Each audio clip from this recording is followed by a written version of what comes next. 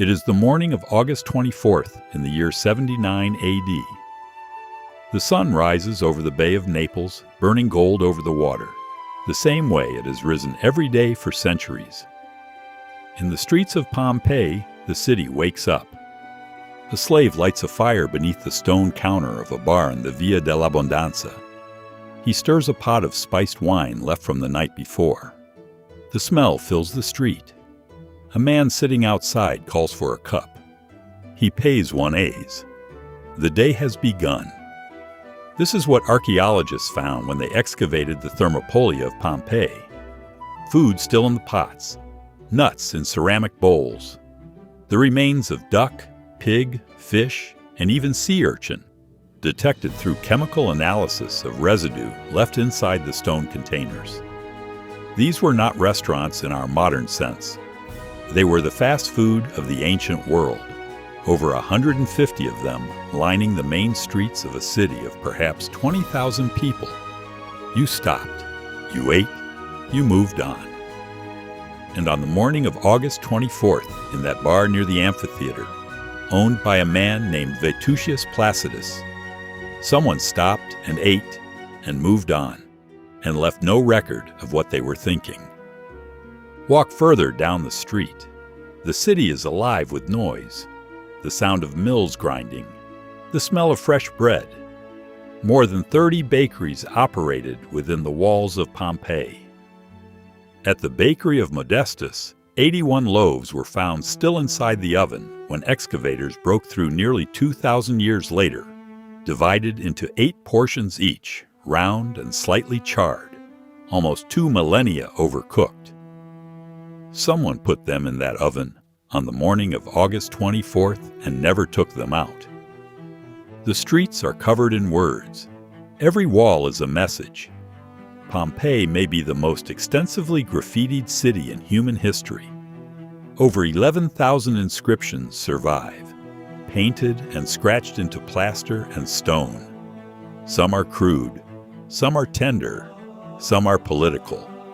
Because in the spring of 79 AD, Pompeii had just held elections, and the city's walls still carry the echo of those campaigns. On the facade of a house on the Via dell'Abbondanza, someone painted in red letters, Helvius Sabinus, a young man of good character, for a deal. On another wall, the fruit sellers of the city declared their support for Marcus Hulconius Priscus as Duumvir. The chicken keepers endorsed Sabinus. The millers endorsed Sabinus. Even the dice throwers had a candidate. More than 2,500 of these electoral posters have been found across the city, painted by professional sign writers who worked by moonlight and signed their names. One of them, Emilius Hilaire, even painted a warning beneath his work. Damage this, and something unpleasant will happen to you. He did not anticipate what was actually coming. Turn left off the main street into the narrow alley called the Vicolo del Lupanare. Push through the crowd, past the smell of fish sauce and unwashed stone, and you reach the building that archaeologists call the Lupanar, the only purpose-built brothel yet identified in Pompeii. 5 small cells on the ground floor, each with a stone bed, each decorated with explicit paintings above the doorways. Its walls contain almost 150 graffiti scratched by the men who came here, leaving their names, their boasts, sometimes their prices. Arphacris, Felix, Victor, names without faces, a denarius, 16 asses. On the morning of August 24th, someone walked into that narrow corridor and did not know they were walking into the last day of the world they knew. Back toward the Forum now. The square is busy. The Forum of Pompeii is not finished. It has not been finished in 17 years. Not since the earthquake of 62 AD cracked the temples, toppled the colonnade, and buckled the streets. The city has been rebuilding ever since, a slow and grinding process, interrupted by tremors, delayed by money, argued over by magistrates. The temple of Jupiter at the north end is still covered in scaffolding. There are piles of lime and building stone along the edges of the square. The workers have noticed something strange in the days before. The water in the wells has dropped. The fountains are running low. The ground has been trembling. Small shocks. Nothing serious. The kind of thing you learn to ignore when you live in Campania. The region has always been seismically active. The people of Pompeii have lived beside Vesuvius their entire lives. Most of them do not know it is a volcano. The geographer Strabo wrote a century earlier that the mountain's summit looked burnt and lifeless, as if there had once been craters of fire, now long extinct. The slopes are covered in vineyards. Excellent wine. The mountain is a neighbor, not a threat.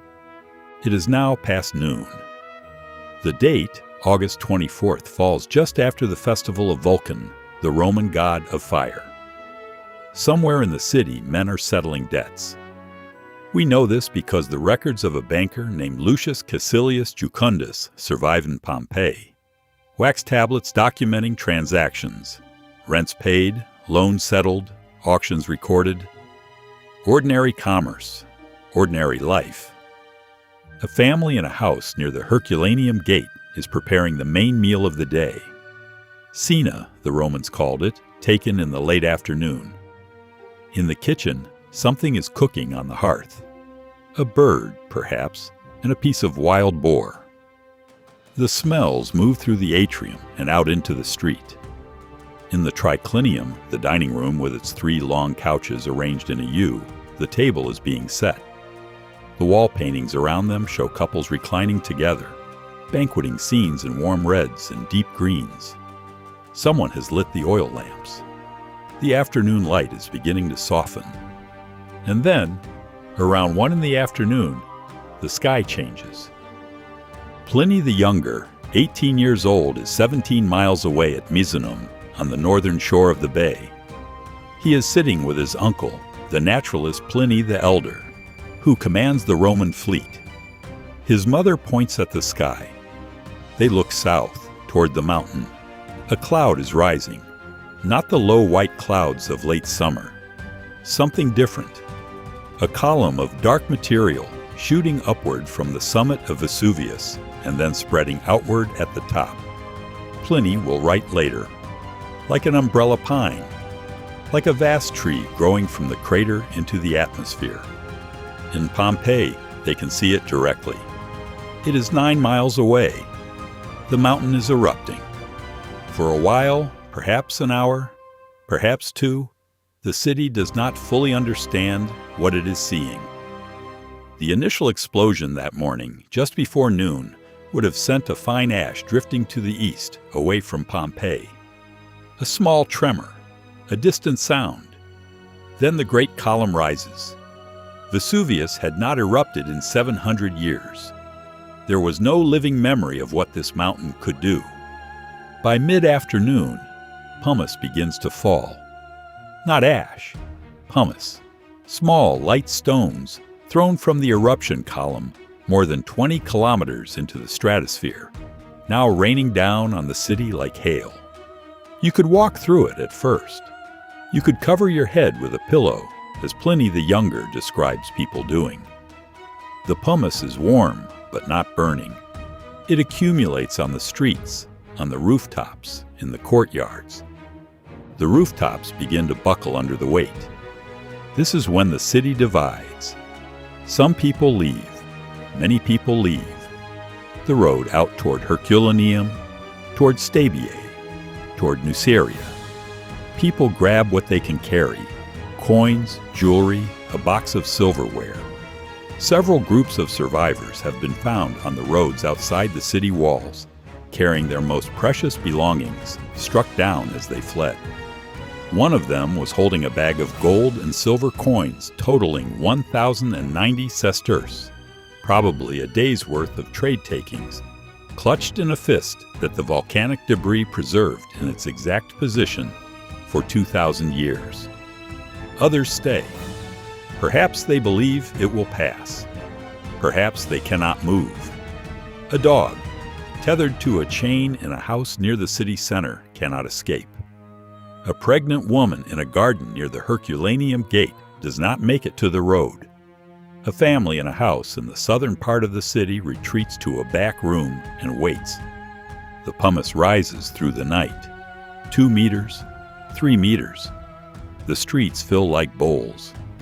The city becomes a different landscape. Buildings that still stand are half submerged. Those who fled through the afternoon are long gone. Those who remain are trapped or hiding or already dead beneath collapsed roofs. At 1 a.m, the eruption column begins to collapse. What follows is the pyroclastic surge, a wave of superheated gas and volcanic debris moving at 150 kilometers per hour at temperatures that can reach 300 degrees. The first surge hits Herculaneum before 2 a.m, the city closest to the volcano, buried in minutes. The people who had sheltered in the beach boathouses, waiting for rescue by sea, are killed instantly by thermal shock.